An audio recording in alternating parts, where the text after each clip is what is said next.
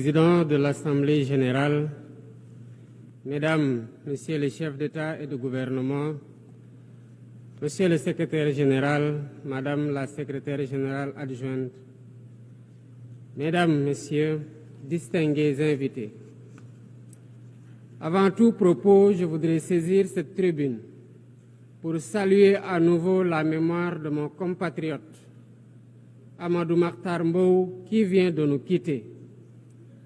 Ancien directeur général de l'UNESCO de 1974 à 1987, il fut un homme d'État émérite et un fervent acteur panafricain de la lutte pour les indépendances. Je félicite M. Philomène Yang pour son élection à la présidence de cette Assemblée générale des Nations unies, ainsi que son prédécesseur pour sa contribution à la mise en œuvre de notre agenda commun. À travers vous, je formule mes vœux de succès dans la conduite de nos travaux. Je salue également l'engagement constant du secrétaire général Antonio Guterres, dont les efforts pour promouvoir la paix, la dignité humaine et le multilatéralisme sont plus que jamais nécessaires. Le Sénégal renouvelle son plein soutien à sa mission en ces temps de turbulences mondiales.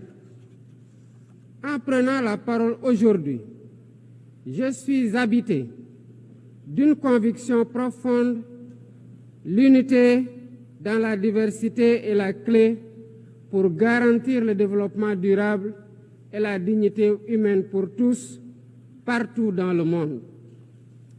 Ce thème de la présente session, qui guide nos discussions, nous invite à repenser nos responsabilités collectives et à nous assurer que les principes fondamentaux des Nations unies, définis il y a près de 8 décennies, continuent de porter la promesse d'un monde plus juste et plus équitable. Mesdames, Messieurs, nous vivons dans un monde troublé, où les principes de la Charte des Nations unies, qui prônent l'égalité, la justice et le respect des droits humains, sont chaque jour mis en mal. Les conflits s'étendent, les inégalités se creusent et les crises climatiques aggravent la vulnérabilité de millions de personnes à travers le monde. De surcroît, nous assistons à une remise en cause inquiétante du multilatéralisme, à un moment où l'humanité en a le plus besoin. Le monde doit se regarder en face, sans complaisance. Les valeurs que nous avons juré de défendre sont piétinées dans plusieurs régions du globe. Que l'on soit à Gaza, à Tel Aviv, à Dakar ou ailleurs, chaque être humain est porteur de cette égale dignité, une dignité qui transcende les frontières, les cultures et les appartenances religieuses. C'est notre devoir à tous de veiller à ce que cette dignité soit protégée et respectée pour chaque être humain, sans exception. Ce devoir est l'essence même des Nations unies. Pourtant, nous constatons chaque jour que le droit international, ciment de la paix mondiale, est souvent violé. Des résolutions adoptées par cette Assemblée sont ignorées. En tolérant ces violences répétées, nous foulons aux pieds les principes de la Charte des Nations unies et sapons les fondements même de cette maison de la paix. Jamais les fondements des Nations unies n'ont autant vacillé qu'en ces temps de violence et de peur et d'incertitude. Si nous voulons éloigner le spectre de la guerre et œuvrer à l'avènement d'un monde meilleur, alors il est temps de changer les paradigmes. Il est temps de remettre l'humain au centre de l'agenda international, comme nous y invite le thème de cette session. Monsieur le Président, Mesdames, Messieurs, nous ne voulons plus fermer les yeux sur la tragédie qui se déroule dans le Sahel. Des groupes terroristes sèment la terreur, pillent, tuent les populations civiles innocentes. Cette région, autrefois stable, est désormais en proie à une violence quotidienne tandis que les Nations Unies, particulièrement le Conseil de sécurité, restent trop souvent inertes. De même, nous ne pouvons pas accepter que le Sahel devienne le théâtre de rivalités de puissances étrangères dont les affrontements ne font qu'aggraver la déstabilisation de la région. Je dois rappeler ici que la paix et la sécurité de l'Afrique sont indissociables de la paix mondiale.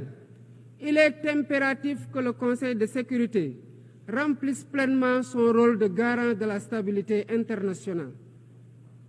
J'exprime à nouveau la préoccupation du Sénégal face à la situation tragique qui perdure en Palestine. Des générations entières y ont grandi sous l'ombre de l'oppression, privées de leur droit fondamental à un État viable. Le Sénégal, en tant que président du Comité pour l'exercice des droits inaliénables du peuple palestinien, appelle à un cessez-le-feu immédiat et durable. Nous réitérons notre soutien à la solution des deux États, avec Jérusalem-Est comme capitale de la Palestine, conformément aux résolutions pertinentes des Nations Unies. Cette guerre qui n'épargne ni femmes, ni enfants, ni infrastructures vitales est une plaie ouverte sur la conscience internationale. Il est impératif que le droit international humanitaire soit rétabli dans toutes les zones de conflit et que les Nations Unies jouent pleinement leur rôle de médiateur et de garant de la paix. Mesdames et messieurs, la paix n'est pas seulement l'absence de guerre. La paix, c'est aussi la possibilité pour chaque être humain de vivre dans la dignité, de se nourrir, de se loger, de s'éduquer et de recevoir des soins. Or, aujourd'hui, plus de 750 millions de personnes ne mangent pas à leur faim et des millions basculent chaque jour dans l'extrême pauvreté. Ces chiffres éloignent de plus en plus le monde des objectifs de développement durable fixés pour 2030. Nous ne pouvons plus accepter que les mécanismes de gouvernance mondiale continuent de reproduire ces inégalités. Il est alors temps de rompre avec la logique du chacun pour soi et de bâtir un nouveau contrat social global fondé sur la solidarité et la coopération.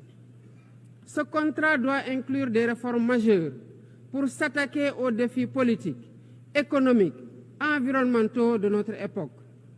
Premièrement, il est impératif de sauvegarder et de renforcer le multilatéralisme comme cadre unique d'action pour la paix et la sécurité internationale. Cela passe par une réforme urgente des institutions mondiales, notamment le Conseil de sécurité, le FMI, la Banque mondiale, afin qu'elles soient plus inclusives et qu'elles reflètent les réalités géopolitiques et économiques actuelles. Le continent africain, en particulier, doit avoir une place plus importante dans ces instances de décision. Deuxièmement, il est temps de corriger les injustices économiques qui freinent le développement de nombreux pays du Sud. Le commerce illégal, l'évasion fiscale, les flux financiers illicites et les congés fiscaux abusifs ruinent les pays en développement, notamment en Afrique. Ces injustices doivent être corrigées pour permettre à tous les pays de participer pleinement au commerce mondial et de bénéficier de la croissance économique. Troisièmement, il est essentiel de garantir avec détermination et d'agir avec détermination contre le réchauffement climatique en respectant le principe de responsabilité commune mais différenciée. Les pays industrialisés responsables historiques des émissions massives de gaz à effet de serre doivent intensifier leurs efforts pour financer une transition énergétique juste et équitable qui ne pénalise pas les pays en développement. Nous devons impérativement protéger notre planète sans sacrifier les droits des nations les plus vulnérables à poursuivre leur développement. Quatrièmement, il est nécessaire de rompre avec toute tentative d'imposer des normes civilisationnelles unilatérales. Depuis son indépendance, le Sénégal a toujours défendu l'égale dignité des cultures et des civilisations.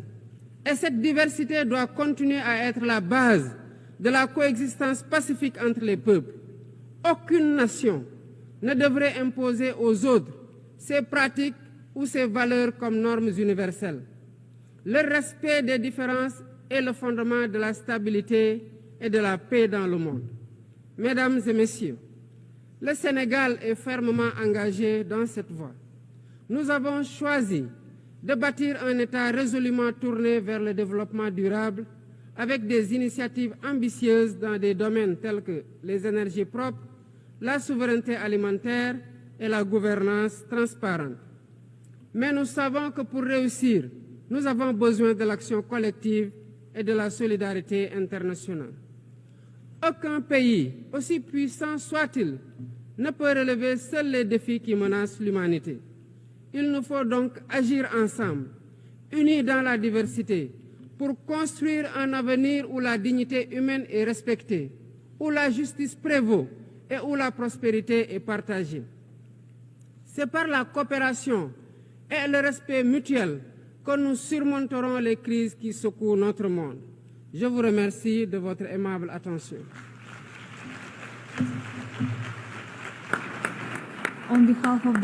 Au nom de l'Assemblée, je remercie le président de la République du Sénégal.